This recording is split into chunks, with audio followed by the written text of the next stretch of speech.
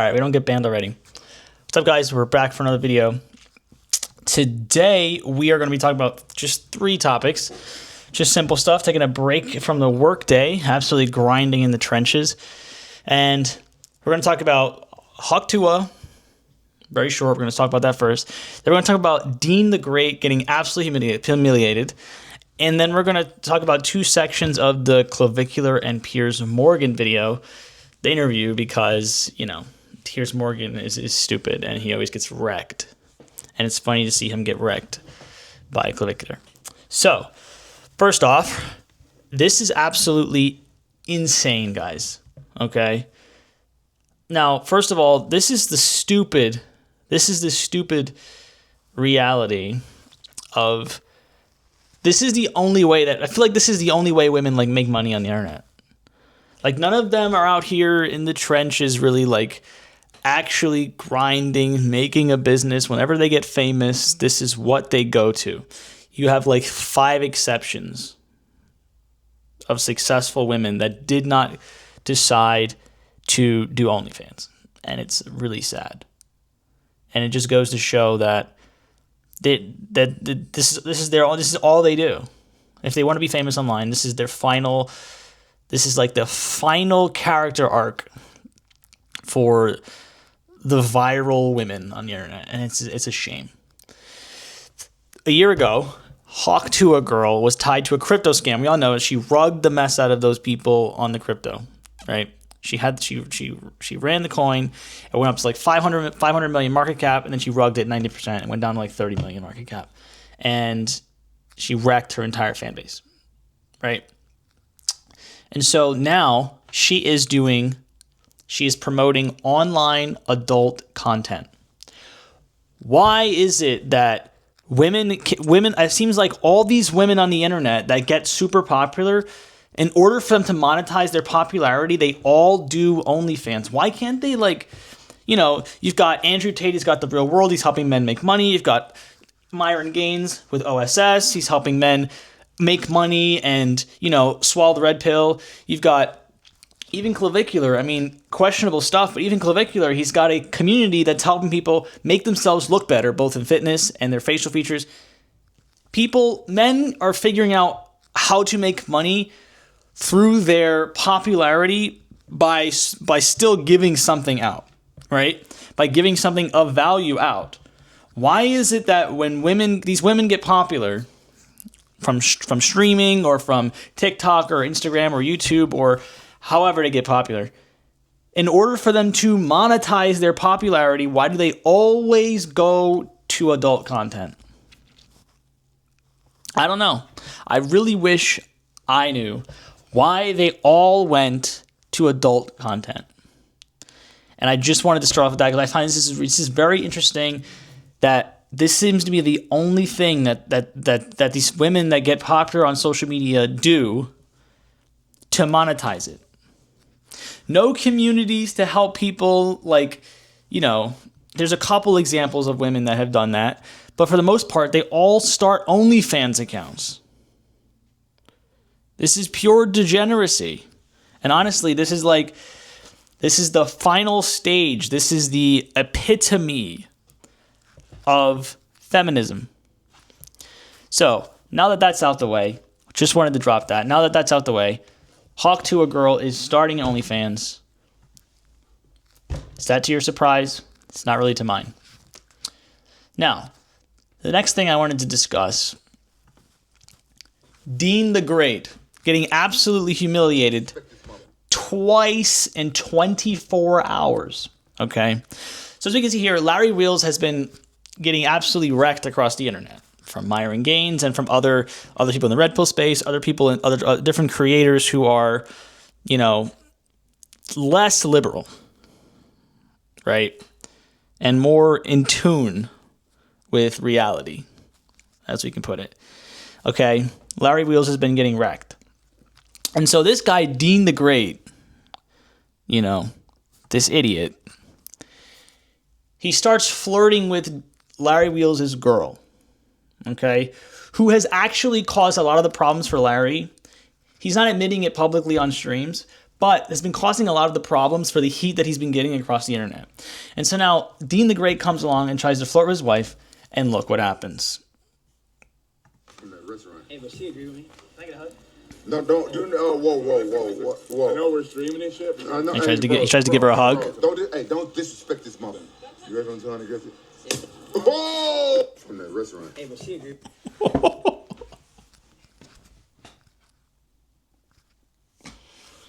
Bro,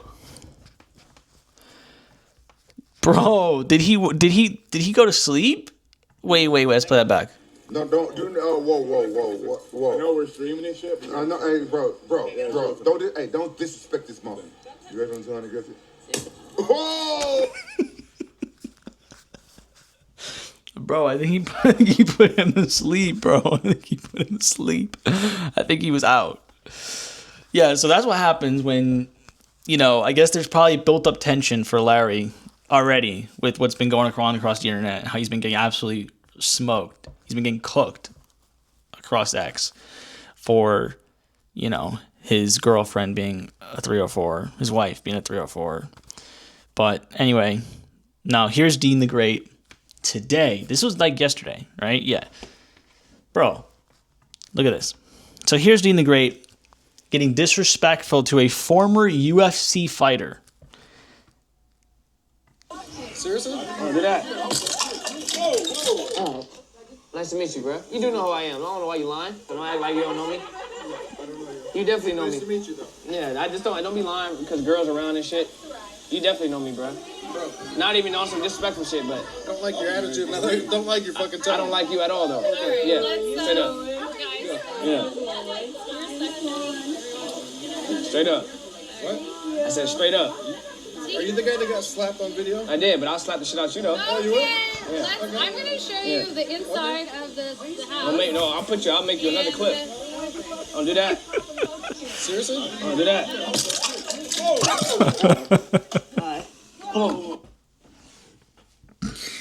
Yo, this time he actually put him to sleep because he's a professional fighter.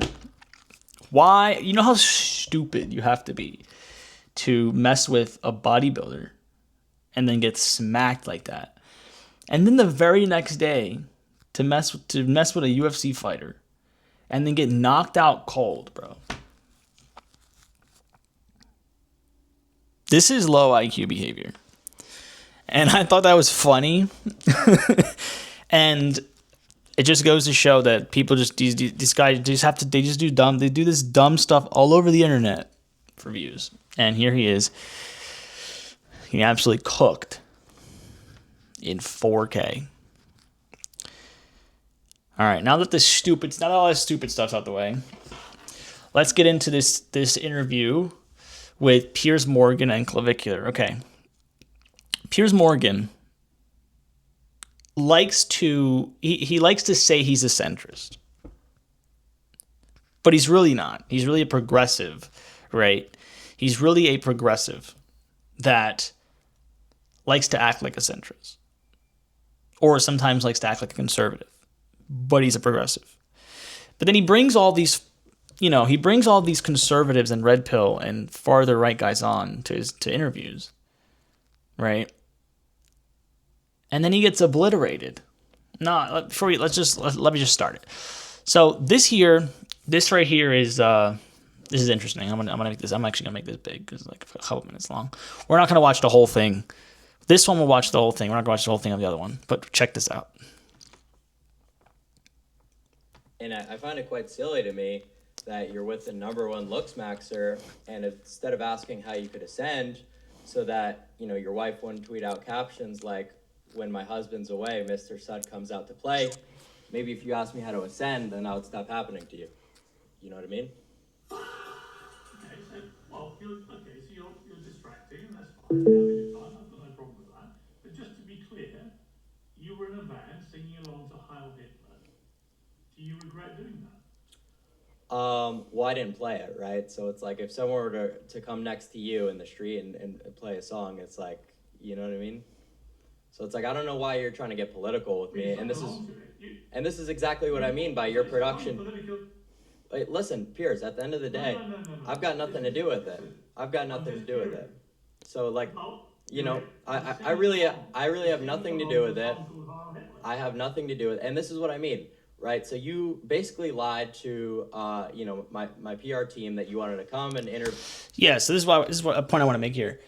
So I know I've seen a lot of Piers Morgan interviews, like where he interviews other people. I don't watch anybody interview him. I don't really care what about him, but I've seen him interview other people because the other people are the people I'm interested in, and I notice he always brings these people on, right? And they always mention on the interview that they had a feeling, or they were under the impression that his team told them, or that the interviewee, right, was under the impression that Piers Morgan's producers said that they were going to be discussing whatever it is that the person is good at or known for. In this case, looks maxing, or what Clavicular is saying, ascending, looking better. He claims, Clavicular is saying that he is known for looks maxing and for the ascending, and that was what he was told he would be talking about. But Piers Morgan is pressing him on a song that was played a month ago. That he didn't even play, was played in his presence a month ago. Piers Morgan, it seems like he likes to do this. He has the producers tell the person he's interviewing that they're going to be discussing the thing that the person's accolade.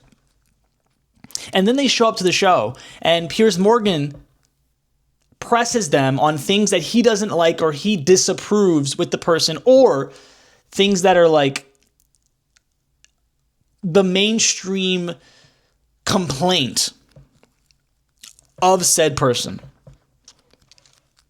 I notice it seems like he does that a lot. And he seems like he's done that multiple times with Andrew Tate. He's clearly done that here. He's done that with Dan Bilzerian. He's done it with Sneeko. He's done it with a bunch of these guys. Right? They come on the show. He's done it with Kanye West. They come on the show thinking they're going to be talking about one thing, and he hijacks it and tries to nail them for other topics or things that he doesn't approve of, or things that he's told to talk to them about, to try to catch them, right, in a confession or a lie or something, to try to make them look bad. And he always ends up looking like the idiot every single time without fail. You and me about looks maxing, and this is what you do, right? You try to catch people off guard, and see. Hang on. Stop being such a baby. I spent the first half hour of the interview taking you seriously about all the looks maxing thing. I find it genuinely interesting. Okay, so let's talk about that. I'm not political. I'm not getting political with you. Let me finish my point. All right, let's try and keep things simple. There's no reason not to be. I'm just bemused why you would want to be associated with those other guys, most of whom have doubled and trebled down on it, who don't care, they don't mind idolizing Hitler, they think it's funny, they joke about the Holocaust, and so on. I'm not sure you're that kind of person, but you have a chance to tell me whether you are. I just told you I'm not political. I'm not political, but So Clavicular is saying that he's not political, right? Piers Morgan said that he is interested in the looks maxing stuff and in the path to ascension. He's interested, right? Clavicular wants to talk about that stuff, and Piers Morgan says he's interested. But the one thing Piers Morgan needs to do before they talk about anything else is press him on quote-unquote said anti-Semitism. It's always what it is. Piers Morgan needs to address the quote-unquote anti-Semitism that he feels is prevalent in the online personality of Clavicular. And he does it to everyone. Anyone who has said anything negative about Israel ever. Piers Morgan has to press them first on being quote-unquote anti-Semitic before discussing anything else. It's like the primary thing they have to discuss before anything else gets talked about. But like at the end of the day, it's like I don't know why you're trying to make me this political figure when it's something that I've tried so hard to avoid. It's like I want to talk about looks maxing, But like my position on everything is like I'm not going to be scared to collaborate with people. That's something that was good for my career, objectively, to collab with bigger creators. It's like just as I would with any leftist. Like it really doesn't make any sense for you to do this whole Jester Max where you're trying to make me this like right wing guy when I'm telling you straight up. I'm literally doing. Well, no. Hang on. I'm literally doing. Hang on. I'm literally doing the opposite. Mm-hmm. I'm actually giving you the chance to say you're not one of those right-wing guys. I'm not political. There you go. For the sixth time, I just said I'm not political. Okay, that's my comment. So it's like if you're gonna make me like come on here and denounce like every single political figure, I'm not political. That's all you're getting, Piers. That's all you're getting is I'm not political whatsoever in any way. Okay, so back to looks maxing, Piers. Like you're not gonna have. See, like I just said, before they can go back and talk about looks maxing and talk about Clavicular's actual accolade and why he's well known, Piers Morgan has to address the quote unquote anti-Semitism. That's what he has to address. And he's not going to go anywhere with the conversation until he gets enough, he gets a confession or some kind of recognition for anti-Semitism. This gotcha moment where you have. Go ahead. Okay, it's not a gotcha moment. You were singing Heil Hitler, right? You made it political, not me. As I said at the start of the interview, I will always challenge people on what comes out of their mouths. Mm-hmm. You were singing Heil Hitler with a bunch of people, some of whom have been brazenly anti-Semitic. I'm simply asking you, do you feel comfortable looking back on that video? Do you wish you hadn't done it? And do you understand why people were so offended by it? Yeah, I absolutely understand why people are offended by it, but at the end of the day, it's like something that went viral and, like I'm a content creator, but it was sort of more of a headache than it was a positive. So at the end of the day, and I'm not political. And this is kind of like what happened was now people are asking me all these questions about podcasts. So it's just really not something that I want anything to do with in terms of like my content to do political stuff to do. So that's pretty much that part of the interview. So as you can see, Piers Morgan will not talk about anything else until he addresses the anti-Semitism, the quote unquote anti-Semitism. He won't talk about looks maxing. He won't talk about the ascending. He won't talk about anything else until they talk about the looks maxing. Until they talk about the anti-Semitism. Because that's what Piers Morgan does every single time. And it's always the same exact thing. It's always the anti-Semitism. Whether someone objectively realizes that there wasn't 6 million people, or whether someone has said that they do not like Netanyahu, whatever it could be anything. But Piers Morgan will always defend that point. And so I'm going to go to the second part, this little other part, because it was like an hour and a half interview. I'm not going through the whole thing. This was just that one clip I want to show you guys. And I want to go through this section right here. We're going to just play this section right here.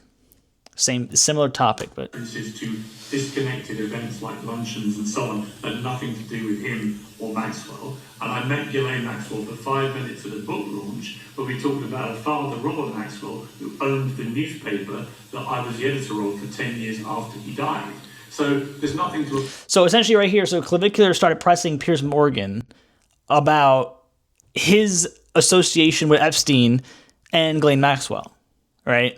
Because he said, Clavicular's saying that, well, if you're going to press me about a song that was played a month ago and about my association with people who played a song, right, a month ago that said Heil Hitler,